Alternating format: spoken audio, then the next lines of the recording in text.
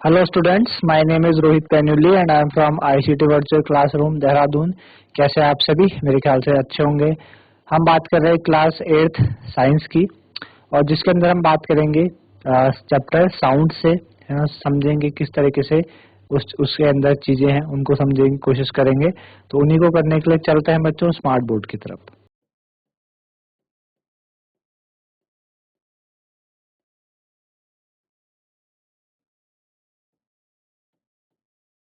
State the difference between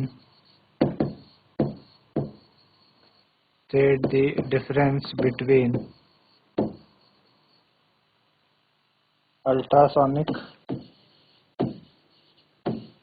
state the difference between ultrasonic and infrasonic sound.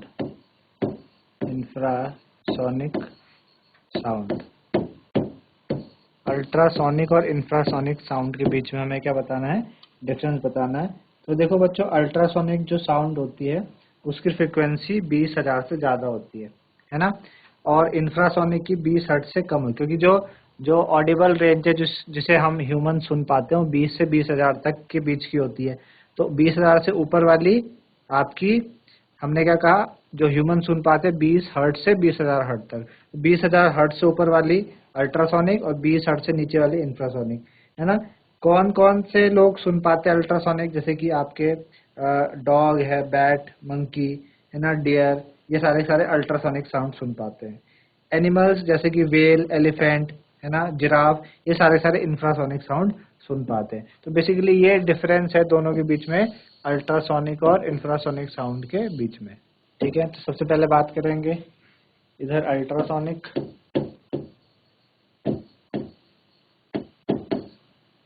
और इधर infrasonic.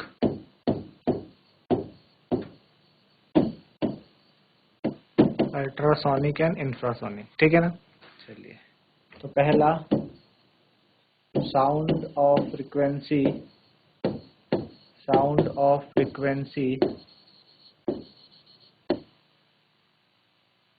Higher than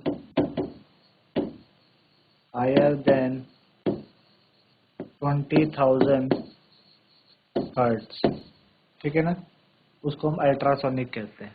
इसमें sound of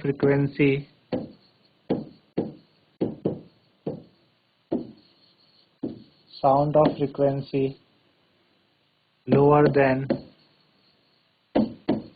20 hertz, उसको हम कहते हैं इंफ्रासोनिक, ठीक है। दूसरा, एनिमल लाइक डॉग, ठीक है, कॉमा बैट, कॉमा मंकी, ठीक है, डियर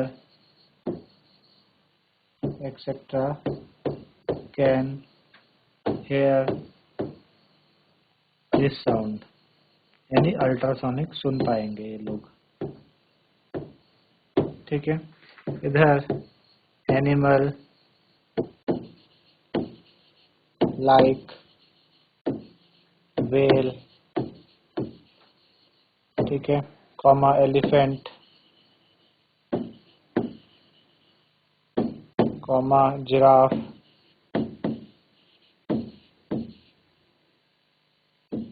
एक्सेट्रा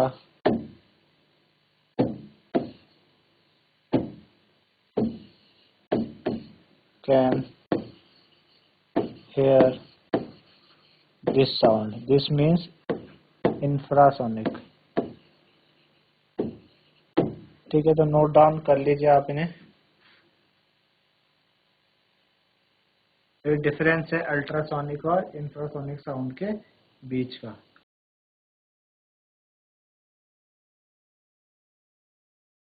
चलिए आगे बढ़ते हैं नेक्स्ट की तरफ। डिफरेंशिएट बिटवीन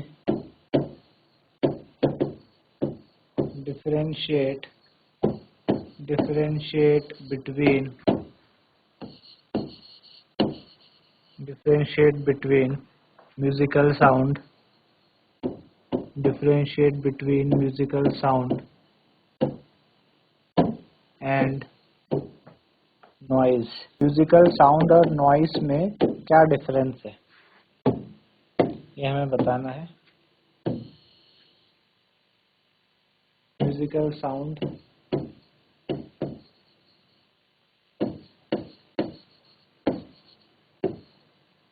ठीक है, और इधर नॉइज।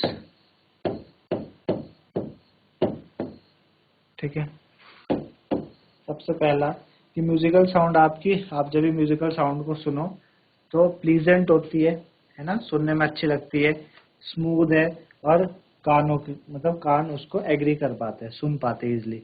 जबकि जो नॉइज है अनप्लीजेंट है, ठीक है ना, जारिंग है, और जो एयर है उसको एग्री नहीं करते सुनने के लिए, है ना। तो musical sound is pleasant. Musical sound कैसी है? प्लीजेंट है, ठीक है, स्मूथ है, एंड एग्रीबल।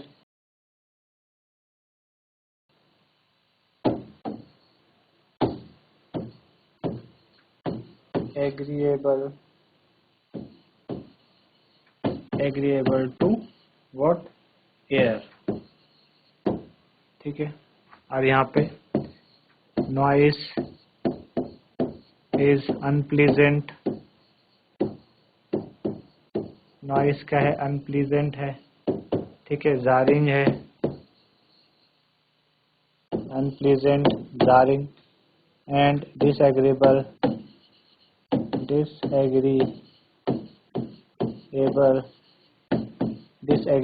To ear. ठीक है, दूसरी चीज ये कैसे होती है? It is produced by periodic vibration.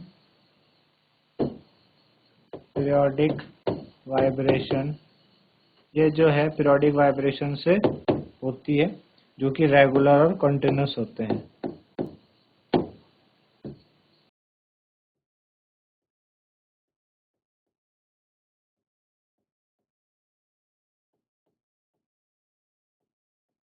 ठीक है, अच्छा, इट इज प्रोड्यूस्ड बाय, जो नॉइज है ना, नॉइज कैसे प्रोड्यूस होती है? ये पीरियोडिक वाइब्रेशन से होती थी, जबकि जो आपकी नॉइज होती है वो आपकी इर्रेगुलर वाइब्रेशन से होती है। इर्रेगुलर वाइब्रेशन है ना, it is produced bye irregular vibration which are discontinuous,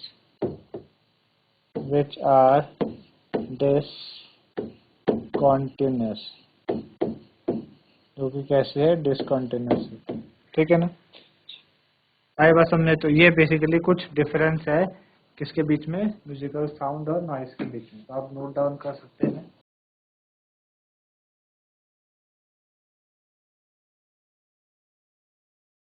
चलिए, नोट हो गया होगा आपका। आगे बढ़ते हैं नेक्स्ट की तरफ। A string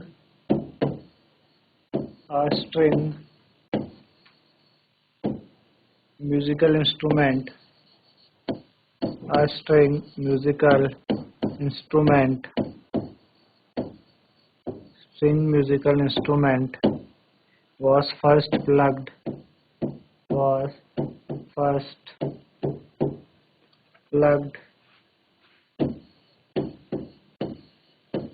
was first plugged with a force of smaller magnitude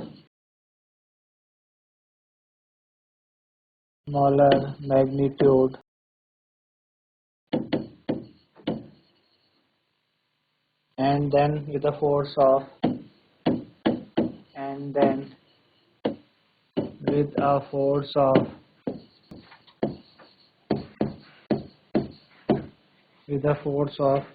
greater magnitude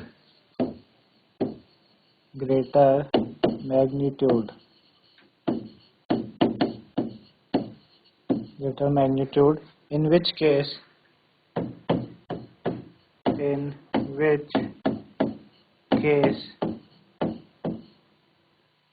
would the instrument would the instrument in which case would the instrument produce a louder sound, a louder sound। ठीक है, question समझ आया आपको? हुआ क्या, एक string musical instrument है। जब हमने इसको हमने क्या करा है, स्ट्रिंग को म्यूजिकल इंस्ट्रूमेंट में प्लग किया फोर्स ऑफ स्मॉलर मैग्नीट्यूड के साथ, फिर ग्रेटर मैग्नीट्यूड के साथ, तो किस केस में जो इंस्ट्रूमेंट है वो लाउडर साउंड प्रोड्यूस करेगा। तो जो लाउडनेस होती है साउंड की, वो उसके एम्पलीट्यूड पे डिपेंड करती है ना, कि जो वेव है वो कितनी दूर तक गई। तो एम्पलीट्यूड जो स्ट्रिंग है वो किसका लार्ज होगा, जब उसको ग्रेटर फोर्स से प्लग किया जाएगा, तो लाउडर साउंड उस केस में आएगी। ठीक है ना, loudness of sound, loudness of sound, ठीक है, depends upon, loudness of sound depends upon the amplitude, depends upon the amplitude of vibration, loudness of sound depend upon the amplitude of vibration, ठीक है, the amplitude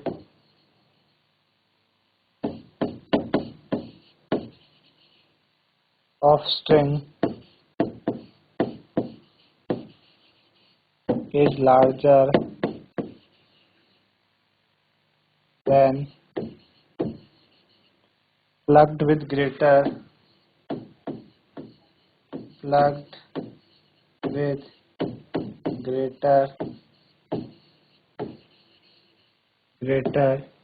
force है ना, hence sound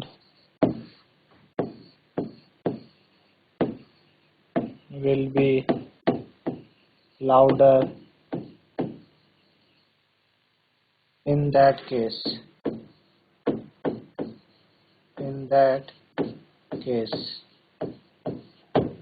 ठीक है। तो note down कर लीजिए इसे।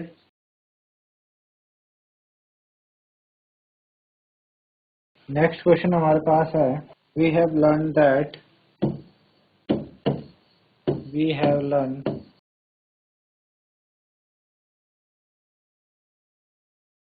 that vibration is necessary,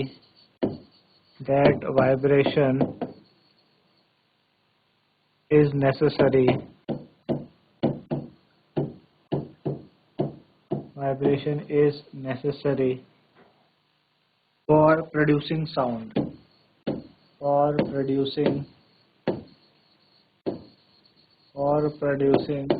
sound, ठीक है। explain why the sound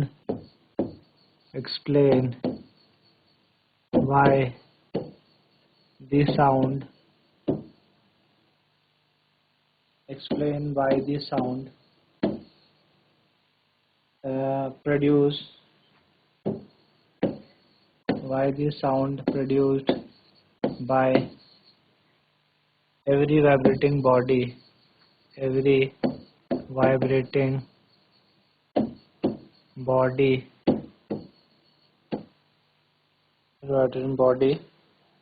cannot be heard by us,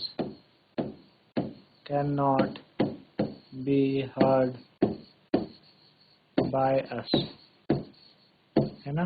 हमने सुना है कि वाइब्रेशन से साउंड प्रोड्यूस होती है, लेकिन हर वाइब्रेटिंग बॉडी से हमें साउंड सुनाई नहीं देती। ऐसा क्यों? तो ऐसा इस वजह से कि अगर वाइब्रेटिंग बॉडी की साउंड क्या है, ऑडिबल है, तो ही हमें सुन पाएंगे हम।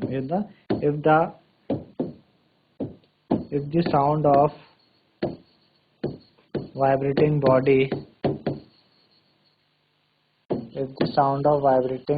body is audible, then only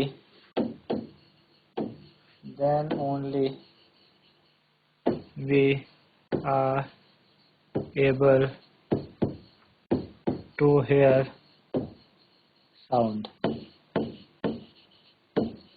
note करें आप इसे।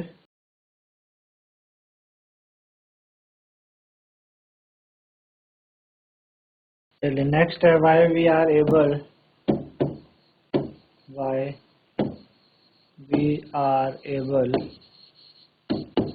to hear why we are able to hear sound of a clock,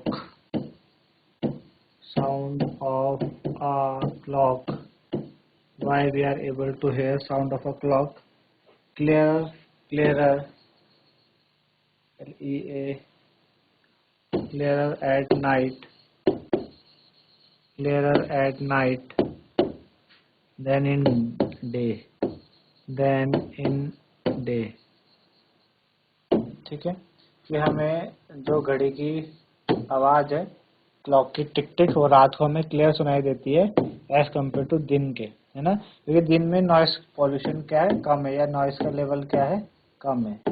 जो नॉइस लेवल होता है, नॉइस लेवल है ना, इज क्वाइट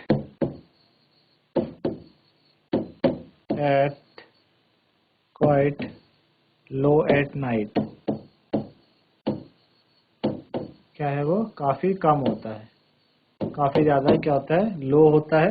इस वजह से साउंड क्लॉक की हमें क्या होती है, क्लियर सुनाई देती है नाइट में एज कम्पेयर टू दिन के मुकाबले, ठीक है ना।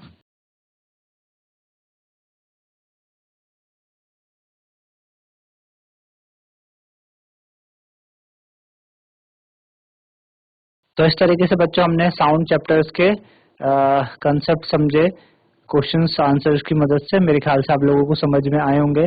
तो आज के लिए इतना ही था। धन्यवाद। Have a nice day.